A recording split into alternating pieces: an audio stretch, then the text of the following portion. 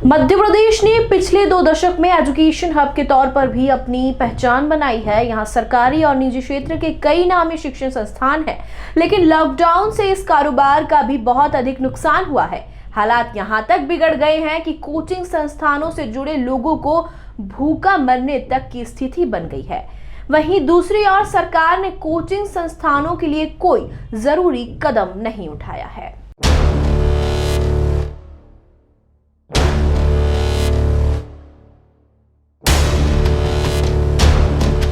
Corona काल में हजारों कोचिंग संस्थान हुए बंद। अनलॉक 2 में भी कोचिंग संस्थानों को नहीं मिली थी छूट। कोरोना का कहर, 25,000 परिवारों पर रोजगार का संकट। कोचिंग संस्थान बंद होने से लाखों युवाओं के सपने पर भी लगा ग्रहण। लॉकडाउन कोचिंग संस्थानों के लिए डरावना सपना ही नहीं, हकीकत साबित हो चुका है। प्रदेश भर के कोचिंग संस्थानों में इस वक्त करीब 5 से 25,000 कर्मचारी व शिक्षक काम करते हैं। इन सभी के वेतन का भी एक बड़ा चैलेंज कोचिंग इंडस्ट्री के सामने खड़ा हो गया है। कोचिंग संचालकों का कहना है कि शुरू के 3 महीने तो किसी तरह से कट गए, लेकिन अब हालात ऐसे नहीं बचे कि कर्मचारियों और शिक्षकों को वेतन दिया जा सके। इससे आने वाले समय में बेरोजगारी का आलम हो सकता है। हम प्राइवेट शिक्षक और कोचिंग संस्थान के शिक्षकों को पढ़ाने की अनुमति प्रदान की जाए। मेरा आपसे निवेदन है कि यदि हम देखा जाए तो उन मध्यम वर्गीय परिवार के बच्चों और उन गरीब मेधावी बच्चों के बारे में भी सोचें जिनके पास मोबाइल नहीं है। 5 लाख की आबादी वाले शहरों में भी ठीक से मोबाइल के नेटवर्क नहीं मिल रहे हैं। एक बात। दूसरा, इतने से मोबाइल पर जब आप उनको ऑनलाइन शिक्षा प्रदान कर रहे हैं तो उन बच्चों की मानसिक स्थिति क्या है, वो शारीरिक और मानसिक रूप से कितने कमजोर हो रहे हैं, देखने की बात है।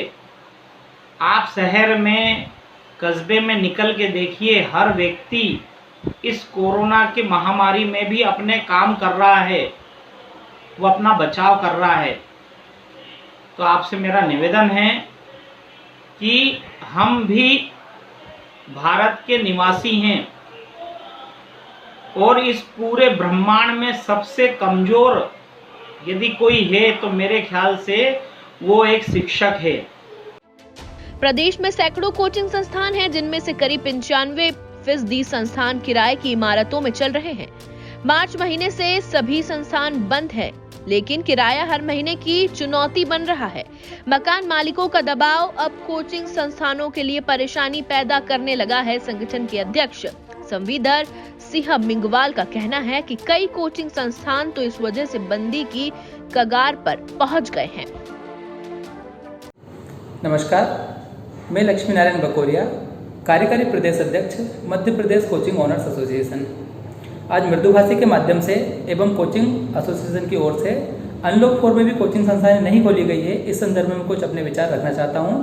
महोदय, आपके माध्यम से मैं बताना चाहता हूं कि इंदौर महानगर में लगभग 6,000 कोचिंग संस्थानें हैं, जिनमें 2 से 3 लाख लोग कार्यरत हैं।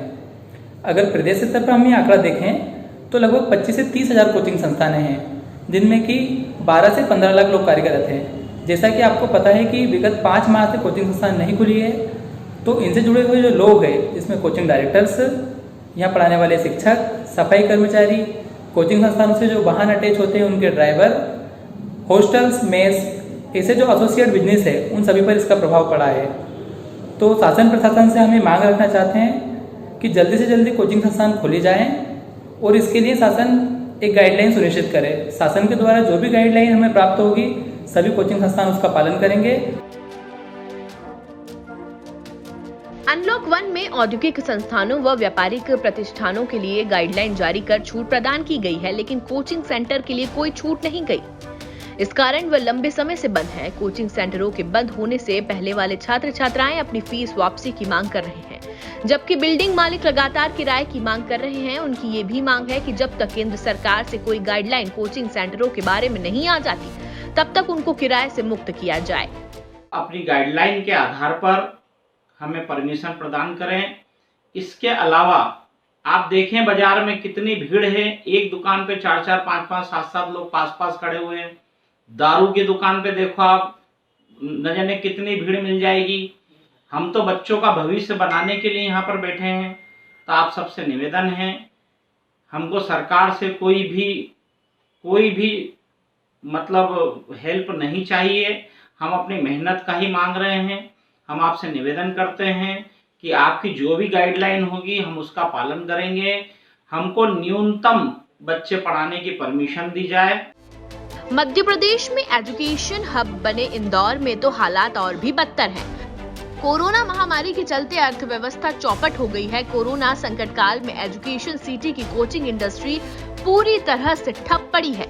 देश भर से आने वाले स्टूडेंट से आबाद रहने वाले यहाँ के हॉस्टल और पीजी सूने पड़े हुए हैं। यहाँ के कोचिंग संस्थान, हॉस्टल और पीजी के साथ इस इंडस्ट्री से जुड़े अन्य काम धंधे भी पूरी तरह से बंद है।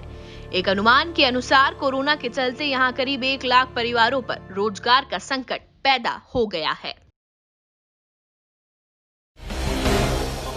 ताज़ा खबरों के लिए हमारे चैनल को सब्सक्राइब कीजिए, लाइक कीजिए और शेयर कीजिए।